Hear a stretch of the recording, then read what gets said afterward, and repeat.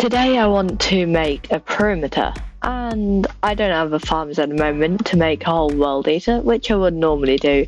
So instead we're going to be using RaiseWorks 3D Quarry, which is going to be slow and annoying, but don't have materials for a world eater at the moment, so that's why we're not doing that. Anyway, let's get right into it. Here is the material list for the build, so as you can see, not too many for one of these things. And we'll need roughly 4, I'm thinking, to get this done quickly. So not too many materials. Now that we have got all the materials for the trenches, it's time that we get some sponges, as these will come in very useful when we want to start making perimeter. So here we are at an ocean monument. It's time to start killing the Elder Guardians to get to the sponge room. And there's the first sponge. Here is the last guardian, so once we deal with this one, it will be free to raid all the sponges. Almost done. Hopefully it doesn't kill us. And we were killed. Okay, that's sad. But luckily what's called fortress, not fortress, but ocean monument is only just here near our base, so we can easily go back in.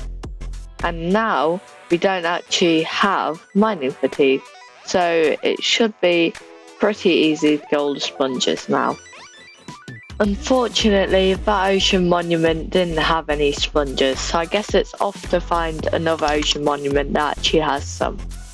And literally right next to the other one, here is a new ocean monument.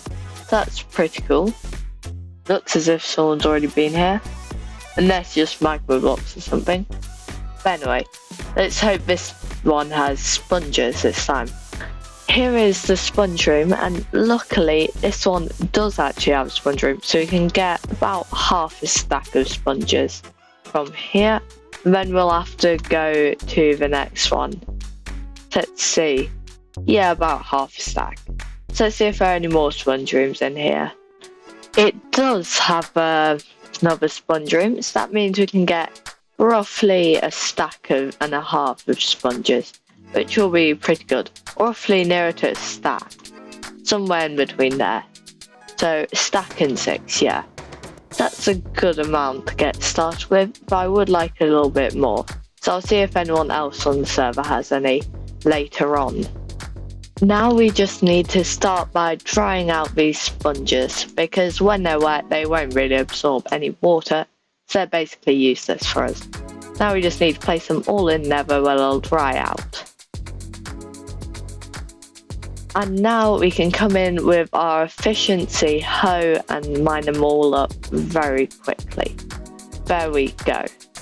Now that we're over here, we'll need to quickly build up this machine here. So what I'll do is I'll go back and forth between the two sides, and every time it does a lap back and forth, and I'll move one block over, and slowly but surely I'll remove all of this terrain for us. And now we just have to build it using easy place mode, which shouldn't be too hard. So let's get building. Now that we've got this machine all built up, which doesn't really take long when you have easy place mode enabled, we now just need to push these minecarts into place, which we can do by not doing that and losing the minecart, so we'll have to go and get that back. Well, that was a big message in chat. Can't see where I'm going. Let's try and land this. There we go. So now let's place that back in there. And what I was trying to do, if we can maybe get down with this observer, is quickly place redstone block there, and then we can break it. And now we have that minecart safely in there.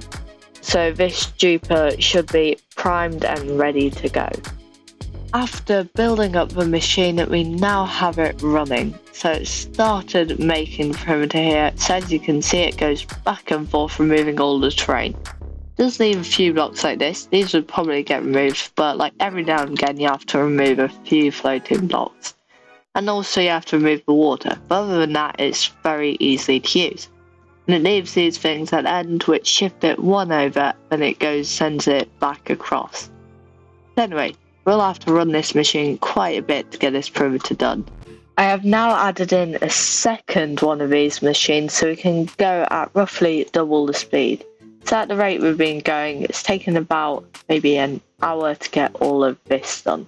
This machine's been working away and we've got loads of the train gone. And then I only just built this one, and this one has started at it too. I have now been running it for a bit longer, and now we have this really big part of a trench here. And then this one's also been running, so we also have a big chunk of the land removed here too. It's only a bit further until we get to the end.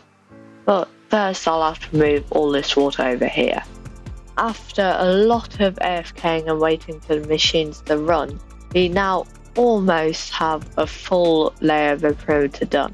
With this tiny section here that's still running. But soon that'll be done. But anyway, now we need to build the machines now lower so you can start doing the next layer. The highest blocks that I've found are at Y21, so roughly this high. So that means that we only have to build the machines at around Y36. So we should get a good range and only have to build it one more time after this one. I now have another of the machines built up over here. So it's time to start this and let this run for a little bit. And then this will start getting down to deep state there. So we'll have to start gathering some diamonds now, which will be pretty nice. The second layer is now almost done. So as you can see, we only have this middle section to get rid of, then it'll be all done. And this one over here has already finished. So I've just disabled it there. Now this one just has to run a bit more. I decided to leave the machine running on this side for a little bit as I'd already cleared most of the lava. And as you can see, this side's all done now. And on this side, I still need to run it a bit more as we've got a little bit of lava here. So I need to run it a bit and clear up the lava as I see it. But for this side, I let it run and any extra lava I just left as I was AFK. So it's gone all the way there, but as it did leave a few lava spots, there are a few bits where the lava stopped the TNT from blowing it up. Now I have to come in and manually remove it. Luckily there aren't many bits like this. And I can use the mini HUD thing to show me the light levels. Any spawnable blocks that are here, I can easily see them. And then I just have to pick out all the bits in between the bedrock, like here. So let's go and do this for this little clump here, and then another one over here. That section is now cleared, so, well, let's not fall into that hole there. Let's instead come over here, where the frame rate is a bit low. Anyway, let's come over here, we'll have to pillar up a bit, and then go across using some of our slime blocks. But then we can just place in some sand here, and is that just one lava source or is it more? I think that might just be one lava source actually. So we should be done there. We just need to clear up all deep state there covered, and then we'll be done. After a load more AFKing, the machine has finally stopped. So as you can see, this got stuck on something, and then this one stopped here. Now that it's stopped, the perimeter is now done. So over here, I've gone and marked the center block. So this is where we'll AFK, right here. And then our despawn sphere, which I can quickly turn on here. As you can see, it fits perfectly in this square here.